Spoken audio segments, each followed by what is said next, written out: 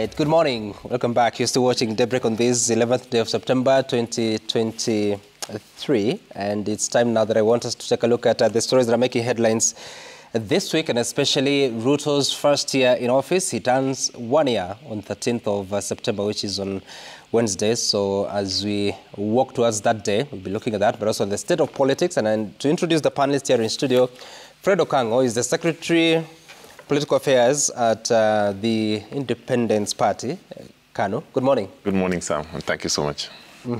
Great. Independence Party. Is it independent? Very. All right. Then I have One Lotte, the Member of Parliament from Kacheliba. Titas Lotte, good morning. Good morning to you, and thank you. Welcome back to the show. Gitonga Mukunji, Member of Parliament for Manyata constituency in Embu County. Good morning. Good morning. Have you been here before? Not really. This is your first time? This is my premiere. Oh, really? Yes. Karibu sana to Daybreak. Yeah, thank you very much. To see you. So it's 1 year later. That's... Yeah, it's an amazing time to recognize I can come at Daybreak. I think I've come of age. All right. Yeah. Senator Godfrey Soti is the Senator of Vihiga County. Good morning. Good morning, Sam, and all the Kenyans watching us this morning. Great, and it's good to see all of you here. This morning, on the Daily Nation, 48 hours of drama at Boma's anniversary as a tense and anxious nation waited for the announcement of the next president. The National Tallying Center in Nairobi was receiving visitors with various requests to IEBC Chairman Wafula Chebukati and his team. But the events of August 14 and 15 were possibly the defining moments of the election. They have a story on page 4 and 5. Blow to non-local teachers in Northeastern Province or Northeastern Region as TSC declines transfer requests. The story that we find inside the Daily Nation. More under 50s getting early cancer diagnosis and deaths, says study. Diets high in red meat, low in fruit, high in sodium, and low in milk, as well as alcohol and tobacco consumption are the main risk factors for early onset cancer, say researchers. Another story there. Ruto, why I want official opposition leader post. President Ruto has reaffirmed his commitment to the creation of the office of leader of the opposition, even as his deputy, Rigathi Gachagua, demanded that the issue of the 2022 elections audit should be dropped from the agenda of the bipartisan talks. Of course, this is the National Dialogue Committee that has started its work at the Bomas of Kenya. On the Standard, this is our agenda, whereas President William Ruto and Azimio leader Raila Odinga, in the faces of the bipartisan talk, Kenyans from all walks of life are also having their say. The committee is receiving memorandum that will be considered in their final report. And some quotations there from Irungu Houghton and Kalonzo Musyoka. Why you will be able to grow teeth again is a story that we find in the magazine. And also, really important, dollar zooms past 150 shillings, piles pressure on shilling. Just some of the stories that are in the papers. But also, I want us to listen to a clip that is of the president and his deputy. As they spoke in Meru County yesterday, the deputy is expressing discomfort with one of the agenda items in the bipartisan, or is it the National Dialogue Committee, whose agenda was outlined some 2 or 3 weeks ago. Listen. Your Excellency, you know, I and many people, your supporters, in millions, were against these talks with these Azimio people. But when you decided we talk, we don't argue with you, we agree. Lakini ile agenda nimeona imewekwa pale kwa mazungumzo rais, we don't agree with it. At the agenda number 1 is to audit the 2022 general election. How? Those people have no capacity. There is no constitutional provision for anybody to audit a general election. That audit was done by the Supreme Court and a decision was made, and you are declared validly elected and sworn in as the President of the Republic of Kenya.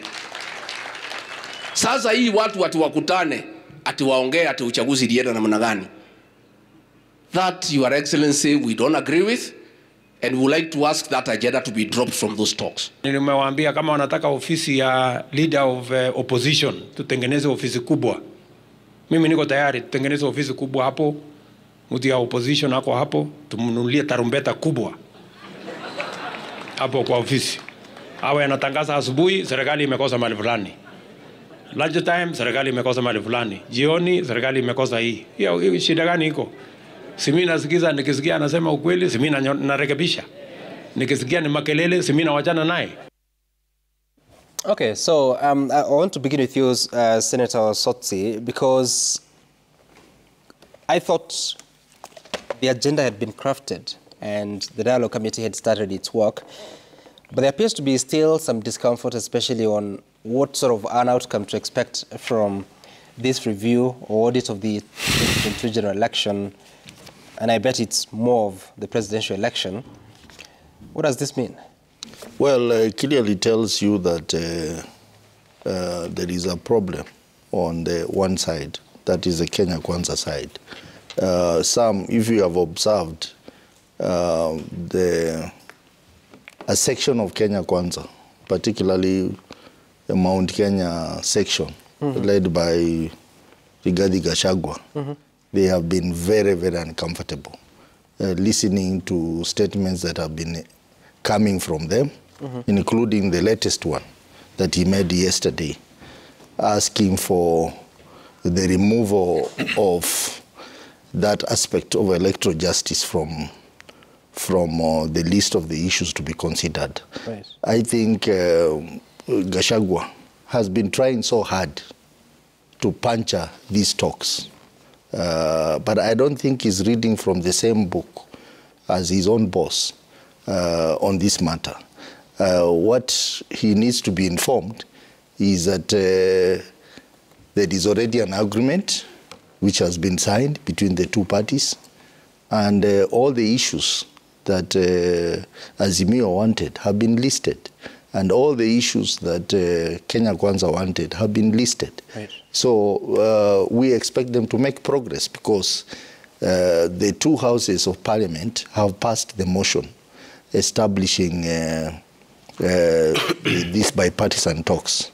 So we are making progress, and I think us in Azimio, we have decided to ignore Gachagua because we want to focus on the talks. We have signed an agreement with the other team led by the majority leader in the National Assembly, and therefore that is what Kenyans expect us to do, because when we are in the streets, they told us that we need to sit down and talk. Now we have sat down, we want to talk. They don't want to talk. They want to introduce other things in it.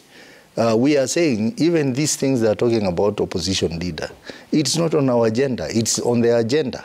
But we have accepted to move on and engage. Now it's a joint agenda. I mean, all the 5 items that were on the Azimio side, the 5 items that were on the Kenya Kwanza side, they were put together, and everything now put together. Yes. The only addition was in terms of the funds, apart from just an NGCDF, now you have the Senate Oversight Fund, the Affirmative Action Fund that is managed by women representatives, or rather overseen by women representatives. So, but the main question is, this audit of the 2022 general election, what exactly is that, and what sort of an outcome do you want? I have heard him saying that it is unconstitutional. I want to tell him it's not unconstitutional. The Constitution provides for access to information. What we are simply asking for is access to information. Can we have this information available to Kenyans? And what we are also saying... What information? Information on election. What exactly? Information on election. We want to know the full information about what happened in the election. And that's a question that every Kenyan wants to know. And it's important for Kenyans to get this information to them. Please break it down. As part of... You want information about the elections. What exactly? Some you have been here in this country. You have seen contestation on the election. It was there from bombers. And even today's Daily, The Nation, has talked about it. So I think Kenyans need to know who won the election, because that question is still hanging up there, and no one is answering it. And the solution is only found in the servers. You have seen Azimio had the whistleblower results, which were fundamentally different from the results declared by IEBC. So, what we want to know, to confirm if the whistleblower's report is accurate. Yes, and some people questioned that and said this is not true. So if we want to know the truth, whether those whistleblower results were true or not, is to open the servers and let us know what is there. And that is not. And after knowing who. That is not. It is important for truth to come out, so that on the basis of that truth, we can plan for better elections in 2027 and the years to come. And this is part of what we are calling electoral justice. Okay. If we get to know the truth, then we will begin to make fixes here and there and get the electoral justice that Kenyans are looking for. Okay. So I think it's important to allow Azimio have an opportunity and their supporters to know what is the truth behind this issue of the server. All right, I hear you. So Gachagua cannot say that is unconstitutional. He cannot say, and in fact, when we see this kind of opposition from them, then we know there is something sinister they are hiding. If there is nothing sinister, what is the problem in opening the servers? Open the servers. All right. So that people know what is there. If indeed you won the election, as they always say, then they should not fear to open the servers. Open the servers. That's okay, Senator, I hear you. Honorable Mukunji, the Deputy President starts his statement by saying, you know, I was not, and some of us were not for the idea of the talks, but you said, and we thought, let's go ahead and have it. Does he represent his own voice or the voice of the Mount Kenya region at the moment? Thank you, Sam. And I also want to say thank you first and say hi to the viewers, especially the people of Manyata constituency, my bosses. Coming to your question, Sam, I think it is interesting to listen to Senator saying he is not sure about the election of 2022. And I'm sitting here having been elected in the same line of elections, together with him and my good friend here. And I believe with don't allow him to distort. No, because we are talking about presidential election. You got your chance. It's his first time, so please don't say anything. It is my premier here. You can't. So I'm just saying that the election of 2022, and this is actually very, very, I would say, it is not genuine from the opposition that when they speak of the election, they speak so boldly, how they won elections. And I sit down with so many of them. They are very grateful that they won fairly and squarely. But when it comes to the same IEBC conducting the presidential election, they cast aspersions. And it is very unfortunate. And I would say that being 1 year since the election was done, I think it's important for opposition to just let it go, because it is not helping them. It is not going to yield any fruits. And what the conversation I would like to hear from them is a conversation of the improvement of the electoral process, which should obviously be something factual. It's not about audit, because audit means going back to ballots, going back to review systems, and I believe even IEBC itself has carried out that while it is preparing for the 2027 elections. The Deputy President, yes, he is speaking for so many people that these talks that came from bloodshed, came from forceful protests that were uncalled for, is something that is unfortunate in this country. The constitution we have, the Constitution 2010, had even set out institutions that should be able to bring dialogue and bring unity of the nation, as it were. The National Assembly, and I'm happy, in our side, the Kenya Kwanza side, we presented a team from the leadership of the National Assembly. Meaning, yes, we are still under the institution of the National Assembly. The only person there who we put, and it is because of the chairmanship in the party, is my governor, Cecily Mbarire. But we are still confined into the institutions of the day of this country. On the other side, there are people who still live and reel in their 2007 mentality of some sort of a crisis in this country. And that's why you can see they are producing a team that is actually coming from outside Parliament.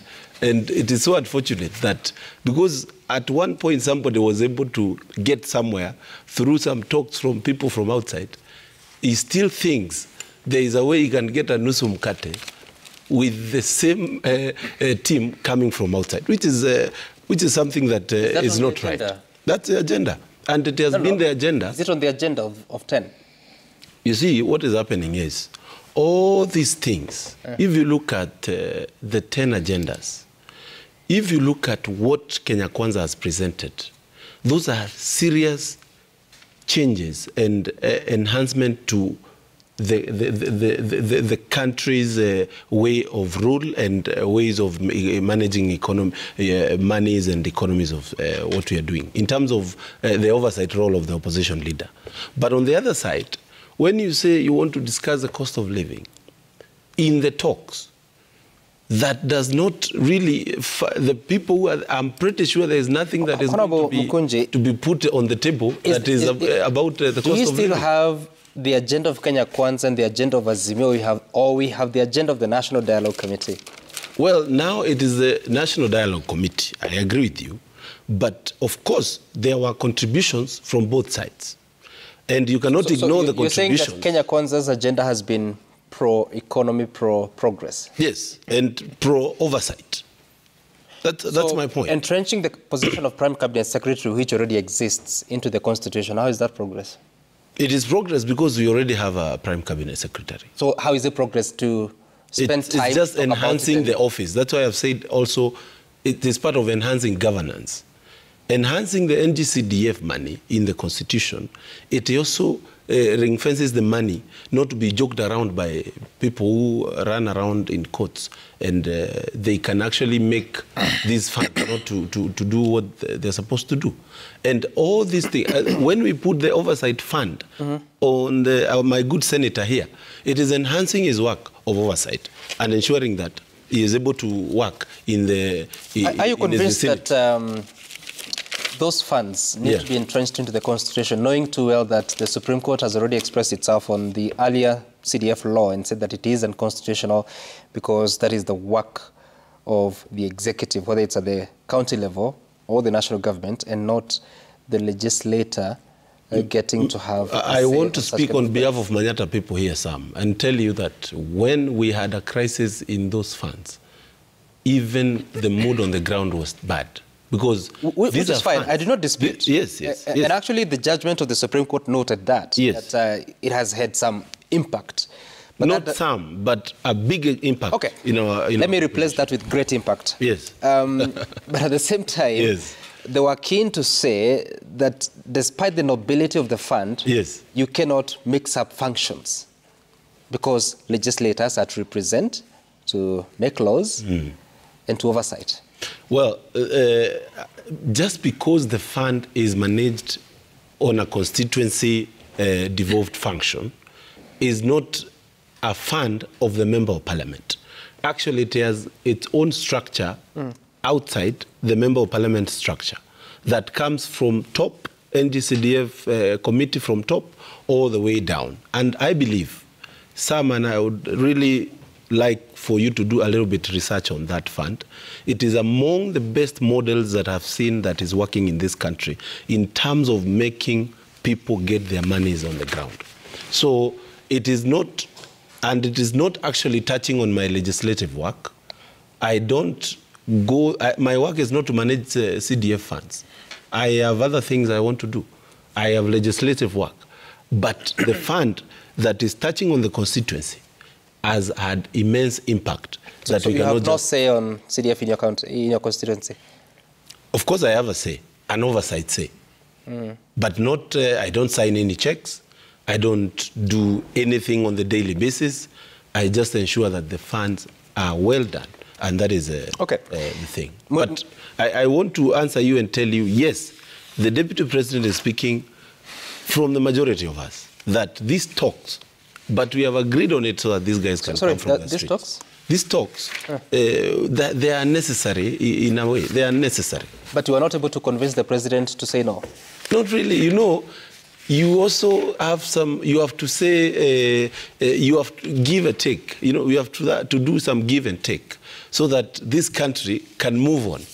But we just move on so that everybody is comfortable and happy. For this country to move on. Yes. But once the agenda is on the table, there's still expression of opposition to the agenda. Well, I believe I'm also going to face that committee because I have a problem with, as the chair of the Kenya Young Parliamentarians. Okay. And we have had some issues last week where some members of parliament were thrown out of a party because of meeting the president.